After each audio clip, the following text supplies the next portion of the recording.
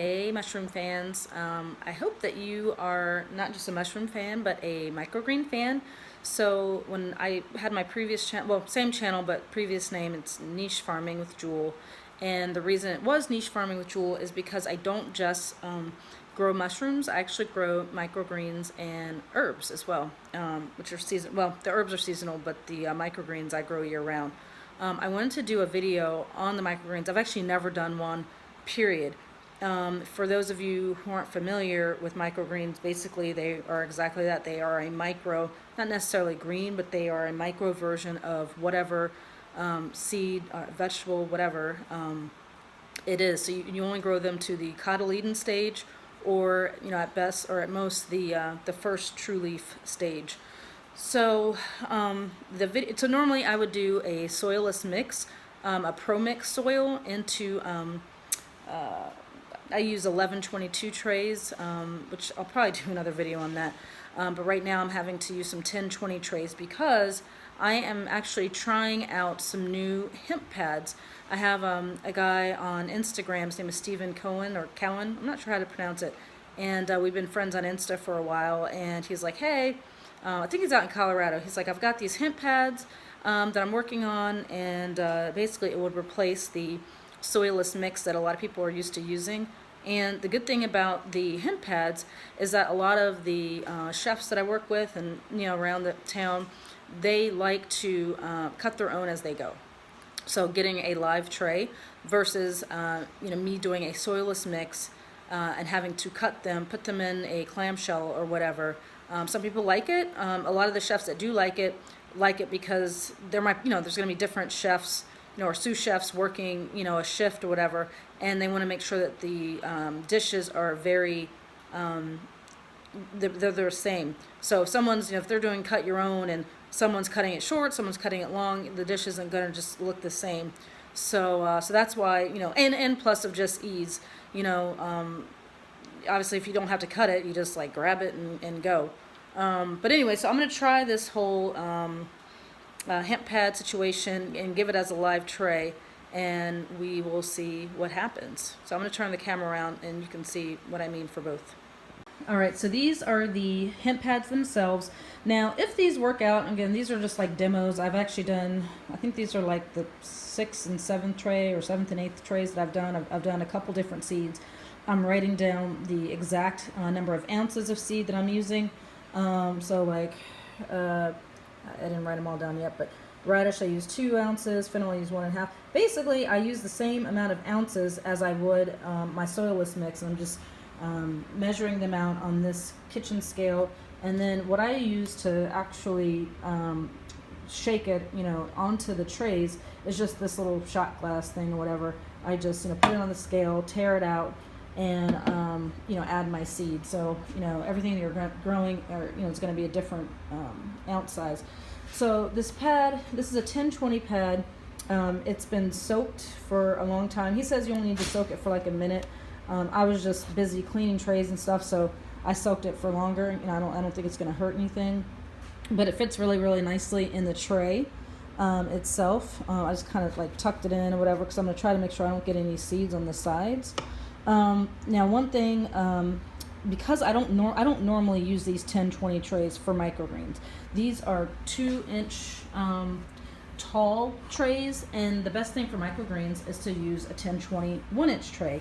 And the reason why is because you want, when you're cutting these, here, actually I'm going to go over to an existing tray that I have. These are actually the trays that I use now. They're not 1020, they are 1122s, and I have a love-hate relationship. Again, I'll do another video.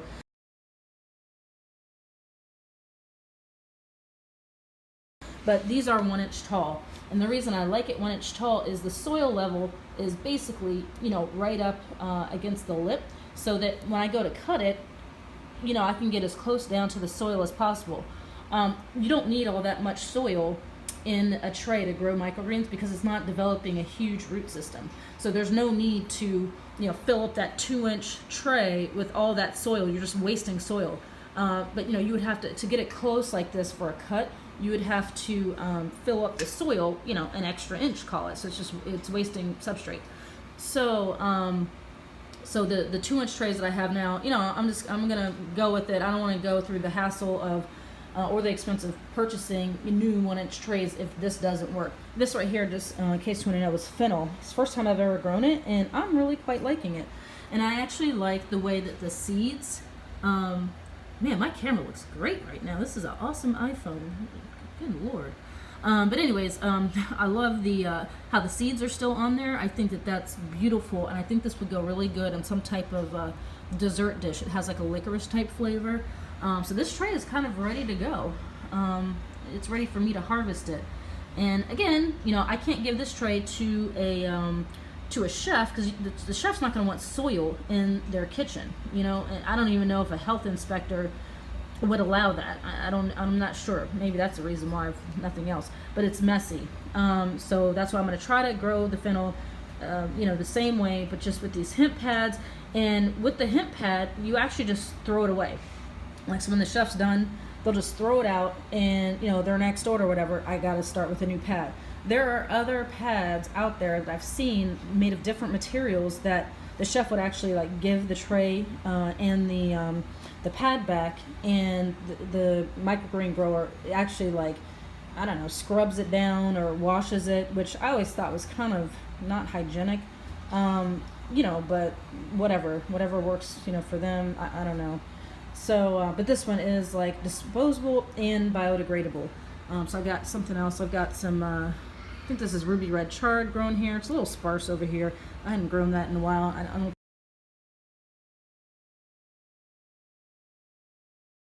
think I seeded it quite well. I mean, it's still sellable. Obviously, it's just when you're growing microgreens, you want as much of the microgreens to grow in this real estate as possible, because it's going to take up real estate on this on these shelves for 2 weeks, you know, three to 4 weeks, depending on the variety. So you want as much of this to get germinated as possible. So I should have sowed this a little bit thicker, but you know, whatever. And then this here, this is lemon basil, which is money. I wish you could like smell this. It takes a hell of a long time for it to grow, to get taller, and a lot of the chefs that have bought it, they're like, can you make it any taller? And I'm guessing that I could. I don't think that I would be able to do it in a, you know, 1-inch tray, because it's going to need a bigger root system, because I'm needed to grow it longer, or for a longer amount of time. And I think I would have to supplement it with some kind of, like, I don't know, vermistera tea, or some worm tea, or you know, some kind of nutrition. That's another thing with microgreens. They don't need any nutrition, because you're growing them, you know, very fast. They don't need a whole lot of growth. They don't need any nutrition, which is nice. But you see over here, it's very, very sparse. The basils, especially dark opal basil, and maybe it's just my seed that I've gotten. I've only ever used the Johnny's and the lemon basil and the dark opal basil, and you know, it's the lemon basil is normally pretty good, but the dark opal it's gotten a lot of mold, and it's just been funky. So I might try another company just to see if I had a bad seed batch or something like that. But anyways, I just wanted to show you kind of these, and you know, how it should look nice and full. You want to get it as nice and full as possible, but without it like choking itself out for air and it getting mold and stuff. One other thing is, oh, and someone turned it off. Fans. You should have a lot of air circulation going on. I literally have, I had a piece of tape over my fan. Look, I had a piece of tape over it, and somehow someone still in my household managed to turn the daggone fans off. But whatever, I got like a bunch of kids, and actually here's my family. Oh, there's me. My kids are a little older now. And here's my daughter. Isn't she so cute? Now she's 5. Anyway, sorry, I digress. So I'm going to show you now how I actually seed this, and then I'll do a follow-up video to show you what actually happens. Okay, so this here is Johnny's spicy micro mix. It's here.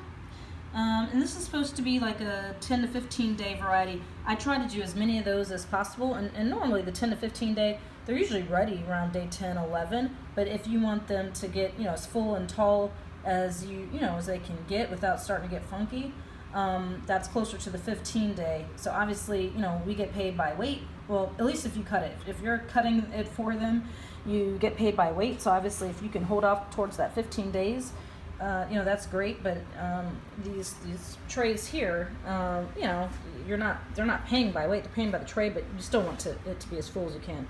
So I'm gonna go ahead and seed this. And one thing that I really like about these, two things. One, they are a hell of a lot less messy, obviously, than having to deal with soil and tamp it down and wet it and all this. All you do is soak these, and yeah, that's it. Put a slotted or a tray with holes, and then a tray without holes, so that you can bottom water it. You always want to bottom water microgreens.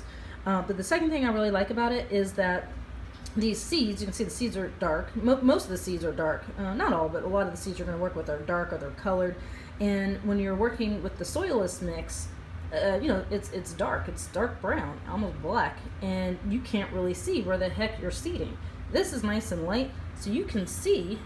You see that? You can see, you know, where. I'm sorry, I'm trying to do this and point the camera at the same time. If you can see it, so you can kind of see, but visually. Let me move this over. You know where you're getting it and where you're not. So, you know, had I been, you know, been able to see like that ruby red chard, for example, and actually that's a bad example because the red chard, the seeds are actually light in color, you know, so you could probably see it, you know, better against the dark, but I don't know what I was doing. I just messed that one up. So anyways, so, you know, normally I, you know, just kind of go back and forth. You know, I try to do a once over, kind of over the whole thing, and then fill in the gaps, you know. Shit, I'm out. That was 1 ounce. I think I'm actually going to add another, let's see, because it's still a little bit sparse. Again, I want it to be as full as possible. I'm going to keep pushing this down a little bit. But you see, it's, I mean, I like how, you know, dense it is, like around here. But, you know, it's a little sparse over here, here. So I think I'm going to try maybe another 1/4 ounce at least, or another 1/2 ounce. And that's why, you know, you want to write this stuff down. I actually have a spreadsheet that's on my computer, and I keep it on my phone so that, you know, afterwards I can be like, okay, you know, I harvested around day 11 or day 12. You know, this is the amount of seed that I used. This is how many days, you know, from seed to harvest. And then, you know, so I could say, yep, it was perfect. Or I can say, yep, one ounce was not good enough. It wasn't nice and full. Or 1.5 was way too thick. There's no air that could get in there. You know, and you just kind of go from there. You don't have to mess around with that. That's how you just really figure out what your requirements are. All right, so the next thing after this is I'm putting a top tray without holes on top of the seeds. So basically, I don't want any light to get on top of the seeds that I've just sown, and that's because you want to keep the seeds in the dark for, like, every variety is different, but most, you know, at least 4 to 5 days, if not 5 to 6 days. Keep them in the dark, and what that's going to do, it's going to, you know, have the seeds get started with the growth process, but they're going to be searching for a light, and when they search for light, you know, they get taller, and that's what we want. We want them to, you know, grow as quick as possible. So when day 4 or 5 or 6, you know, comes and they look ready, you know, they're the height that you want to get them, and you expose them to light, you know, most times they're going to be pale, like, you know, with no color at all, because photosynthesis hasn't happened yet. They haven't seen any light. So it's really, really cool to actually watch the color change after, you know, even like 12 hours after you've exposed it to light, certainly within 24 hours. It's really cool to do like time-lapse videos and stuff like that. So I'll try to make sure, if I remember, when I do go ahead and uncover these trays, to do a video on that and show you. So that's it. I hope you liked it, especially for the mushroom people. This might be a video that you skip, but it is really cool, and it's a nice added crop. For me anyways, I'm actually doing this in the house. You can tell I'm not in the mushroom house.